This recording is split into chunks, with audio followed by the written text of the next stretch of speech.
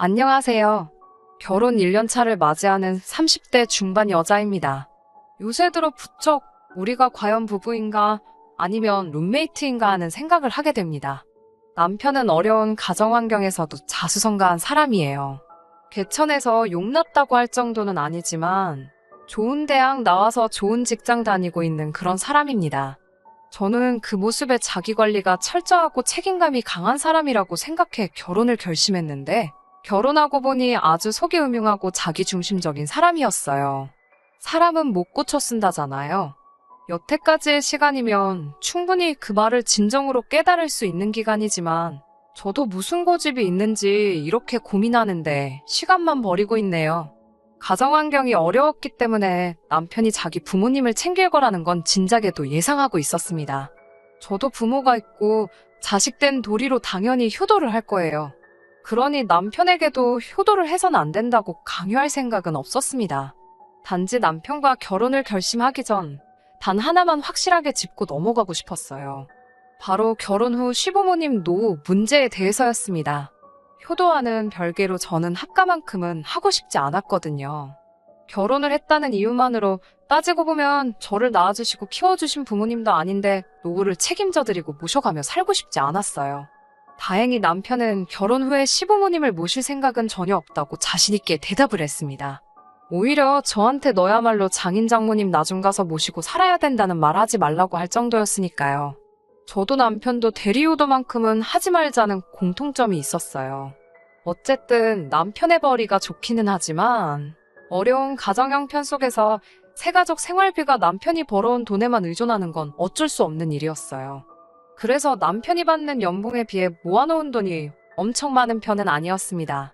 그래도 남편이 대단한 건 그런 상황에도 1억이라는 큰 돈을 모았다는 거지요.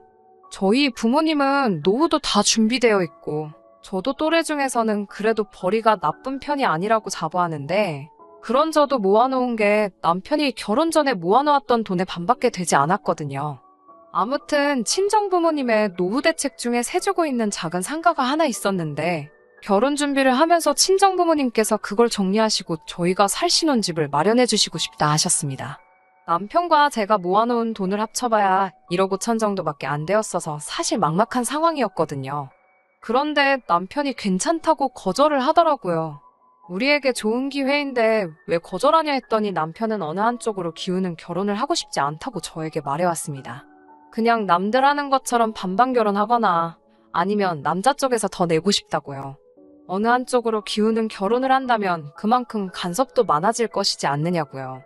우리 부모님 절대 그렇게 하실 분들 아니라고 설명을 하니 두 분이 그러지 않으시더라도 자기 기분이 그럴 것 같지가 않다고 하더라고요. 양가 부모님들께 뭐라도 선물이라도 하나 한다고 생각해보면 당연히 친정에 큰 신세를 진 자기가 의식하지 않더라도 돈을 더 지원해준 친정에 뭐라도 하나를 더 할 것 같다고 그리고 그렇게 하고 싶지는 않다고 자기 마음을 솔직하게 이야기해줬습니다. 듣고 보니 남편 말도 일리가 있었어요. 사실 저도 두 분이 도와주시는 건 몸둘 바를 모를 정도로 감사했고 남편이 거절했을 때는 대체 뭐가 문제냐 자초지종을 들으려도 했지만 마음 한구석에서는 조금 걱정도 하고 있었습니다.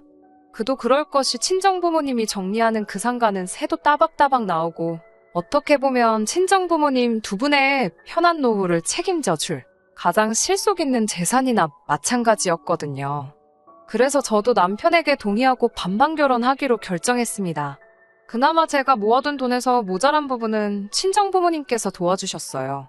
안 받는다 손살에 쳤지만 어떻게든 제게 무언가 하나 해주시고 싶으셨나 봐요. 그래서 그것만큼은 감사히 받았습니다. 신혼집을 알아보는 과정에서 남편과 저의 의견 다툼이 있었어요. 비록 둘이 모인 돈이 넉넉한 편이 아닌지라 어느 정도 대출도 알아보기는 해야 했는데 저는 대출을 최대한 줄여서 서울이 아닌 서울 근교의 우후죽순처럼 생기는 신도시 중에서 적당한 가격과 대중교통편이 좋은 곳을 찾아 신혼집을 차리자고 했어요. 남편은 오며 가며 버리는 시간이 가장 아까운 거라며 기어이 서울 안에 집을 구하려고 했습니다. 이런저런 지역에서 재개발 호재가 있다며 설명을 해왔는데 저는 부동산 쪽에 보는 눈도 없고 자세한 건 잘 모르기도 해서 그런 건 전적으로 맡길 터이니 투자가치 좋은 쪽으로 알아보라고 했어요. 어쨌든 두 사람 수입이 모으고 나면 꽤 큰 돈이었기 때문에 신혼집은 되도록 투자 가치가 있는 곳을 구해서 나중에는 시세 차익을 노리고 좋은 곳으로 이사를 갈 계획이었거든요. 신혼집이 구해지는 건 생각보다 더 오랜 시간이 걸렸습니다. 결혼식을 올리고 나서도 2달을 더 따로 떨어져서 살았어야 했어요. 저는 그러는 와중에도 잠시 시댁에 들어와 살면 어떻겠냐는 말 한 번 꺼내지 않는 남편에게 오히려 고마움까지 느낄 정도였습니다. 그도 그럴 게 회사 일이 바쁠 텐데도 혼자 그렇게 투자 가치가 좋은 집 구한다고 밤늦게까지 공부하고 발품 팔아가며 알아보고 있다고 생각했거든요. 그런데 그런 믿음과 감사함은 잠시뿐이었습니다. 남편의 연락을 받아 찾아간 신혼집에서 느낀 배신감은 마치 망치로 뒤통수를 한 대 얻어맞은 듯한 느낌마저 들었습니다. 신혼집은 서울에서도 아주 외곽에 있는 낡고 어름한 빌라였어요. 부동산 쪽에 전혀 지식이 없는 제가 보기에도 이 지역이 재개발 예정지라는 느낌조차 들지 않았습니다. 투자 가치가 있는 곳이냐 물었더니 자기가 정말 열심히 알아본 거라고 확신에 차서 이야기를 하는데 믿업지는 않았어요. 나중에 인터넷에서 찾아보니 근처에 있는 아파트 단지가 재개발 호재가 있다는 기사는 찾았는데 그것도 몇 년 전 기사였습니다. 아무튼 신혼집에 들어갔을 때 저는 더 놀라고 말았어요. 신혼집에 시어머니가 계셨거든요. 순간 저는 당황했어요. 합가는 없다고 노래하던 사람이 처음 데려간 신혼집에 다른 사람도 아니고 시어머니가 계셨으니까요. 다행히 어머님은 새집 청소를 도와주느라 오신 거라고 말씀을 하셨습니다. 집 정리를 저녁까지 도와주시고 저녁으로는 간단하게 배달 음식을 시켜 먹었는데 음식이 배달되자마자 시아버지까지 오시더라고요. 조금 이해하기 힘든 타이밍에 의아해하고 있는 가운데 식사가 끝난 후 시부모님을 배웅할 때 그 위화감의 정체를 알게 되었네요.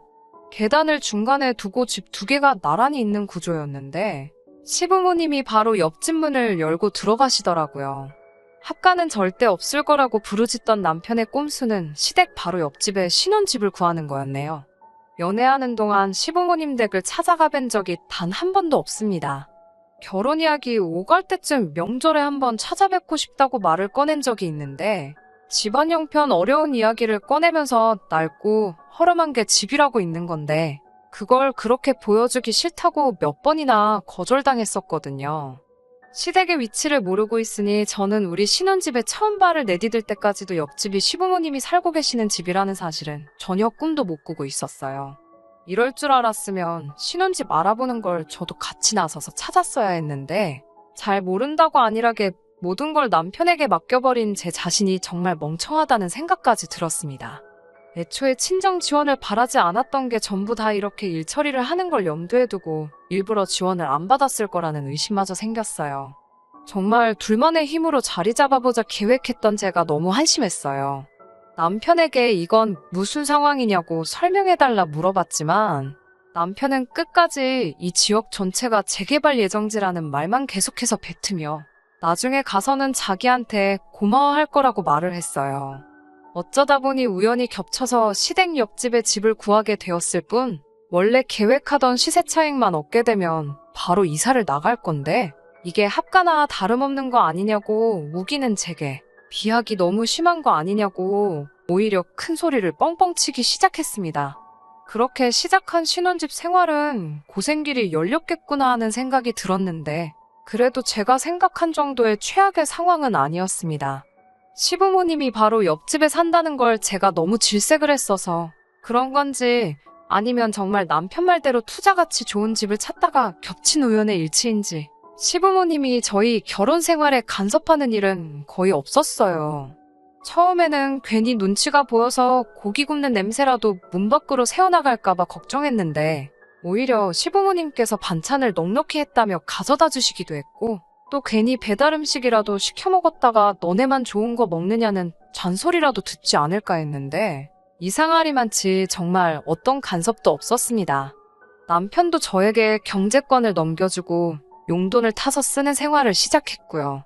우연의 일치인지 정말 남편이 보는 눈이 좋았던 건지 신혼집 입주 얼마 지나지 않아 남편이 말한 재개발 호재가 터졌고 집값이 꽤나 많이 올라갔어요. 아무튼 내가 속이 좁은 사람인가 남편 말대로 비약을 너무 심하게 한 건가 하며 제 자신에 대해 반성까지 하게 될 무렵에 드디어 남편이 또 다른 속내를 드러냈어요. 결혼 후 처음 맞는 어버이날을 앞두고 월한도 50만 원짜리 적금을 깼습니다. 목돈이 필요하게 될 날을 대비해 저는 목적에 맞게 적금 통장을 여러 개 만들어서 관리하는 스타일이거든요.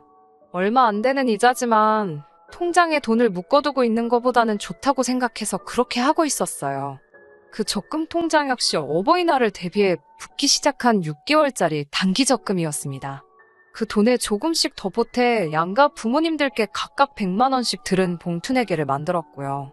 시댁이 바로 옆집이었기 때문에 어버이날상을 직접 차려드리고 저녁에는 친정에 가서 외식을 했어요.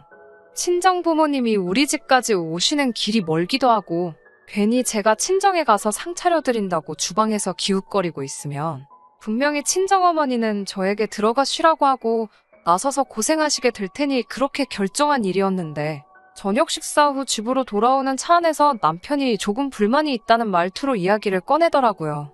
조금 불공평한 것 같다고 시작한 남편의 말에 저는 황당해서 그 어떤 대답도 이어갈 수 없었습니다. 다른 날이면 몰라도 어버이날만큼은 직접 차려낸 상이 돈 얼마 내고 언제든지 할 수 있는 외식보다 더 값진 효도가 아닐까요? 적어도 남편한테는 그렇지 않았나 봅니다.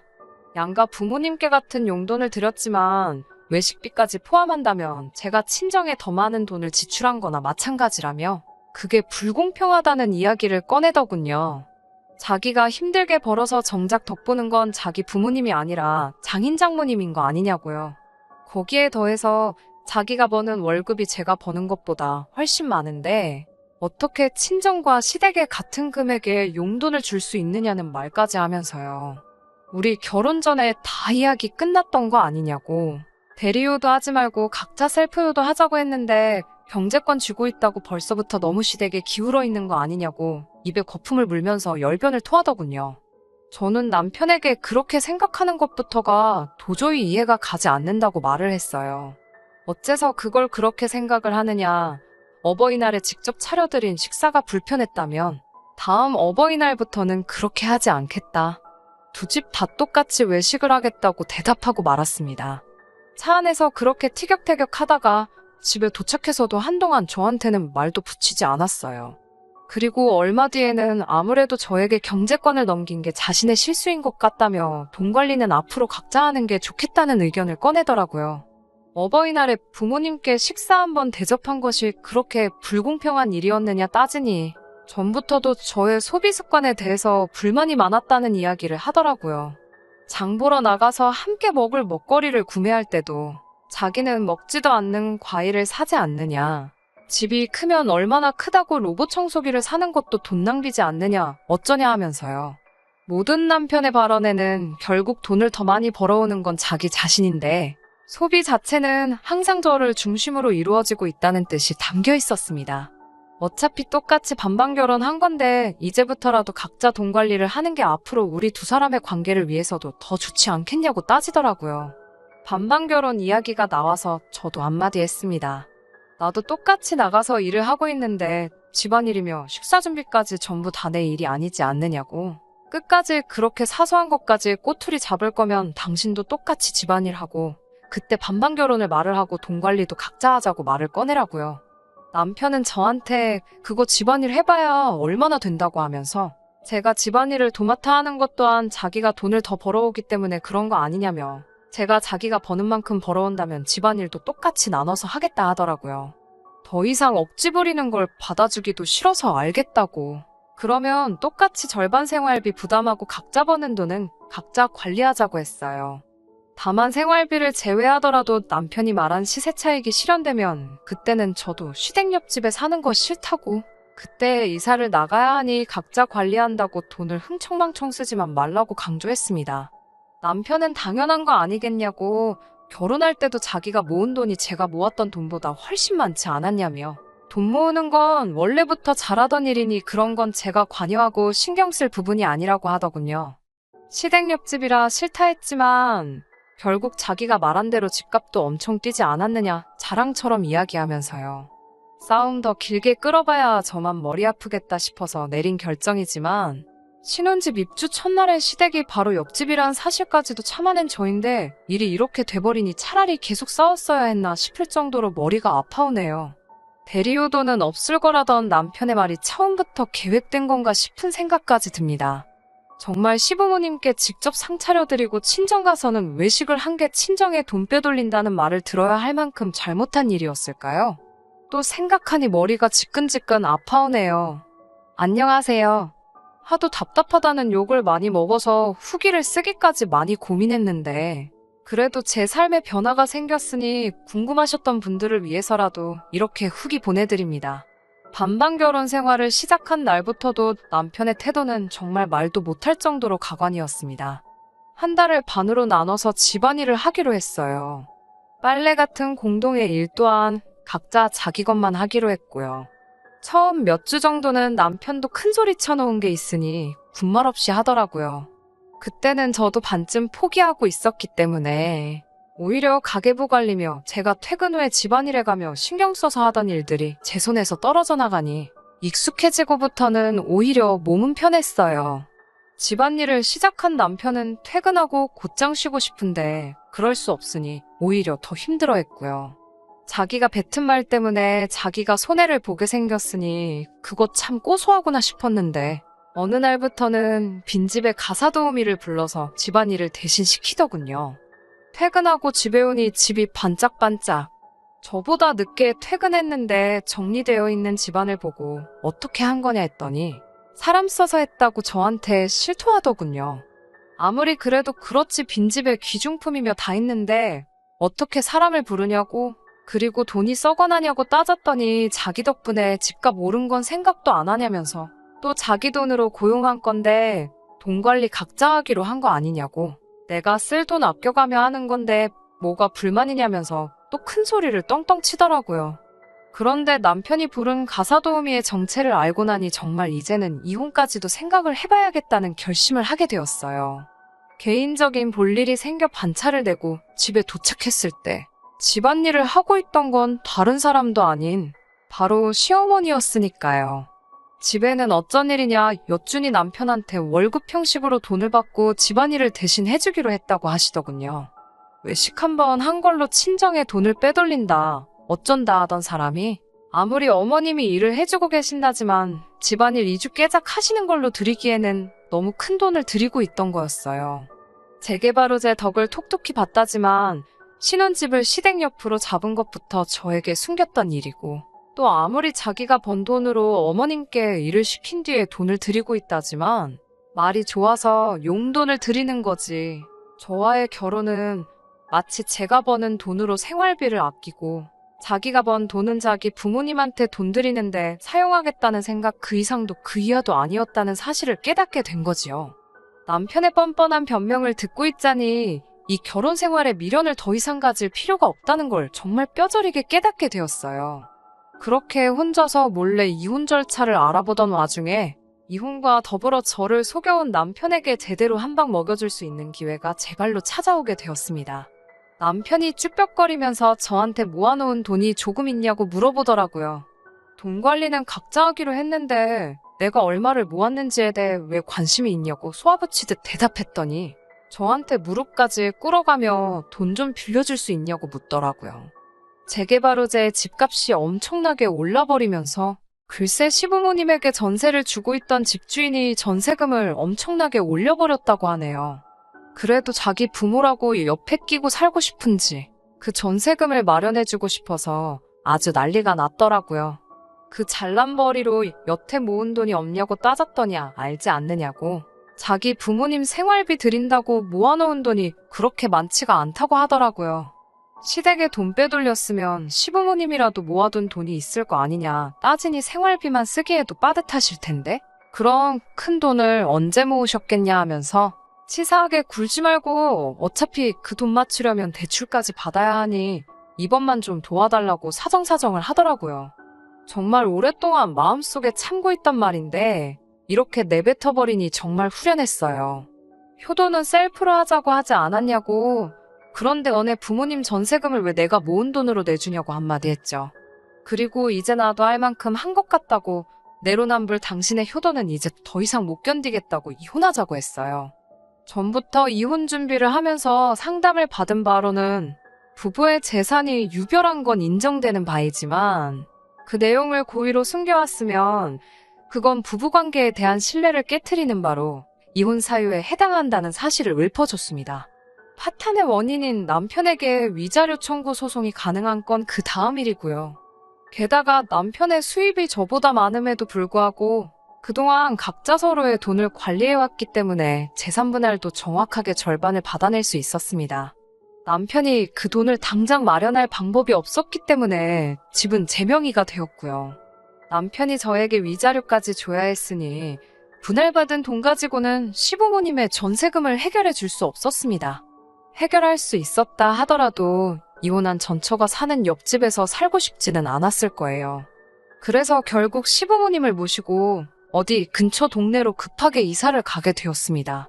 어린 시절부터 살아오기도 했으니 추억이 많은 동네일 텐데 거기에 아직도 재개발 후보지이기까지 한 집을 떠나야만 하는 남편의 마음은 안 봐도 엄청나게 분하고 억울할 거예요.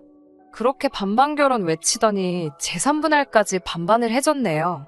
시부모님이 저에게 아주 못된 뭐라고 욕을 하고 남편이 땅을 치고 후회하는 모습을 보니 이제서야 속이 후련합니다. 비록 이혼했다는 꼬리표는 제 평생을 따라다닐 테지만 그 꼬리표는 그냥 결혼 생활 1년 반 동안 부동산으로 재테크를 해서 큰돈 만지게 된 셈 치려고 합니다. 끝까지 들어주셔서 감사합니다. 오늘의 사연은 여기까지입니다. 구독과 좋아요, 알람 설정 부탁드리고 더 좋은 사연으로 다시 찾아뵙겠습니다. 감사합니다.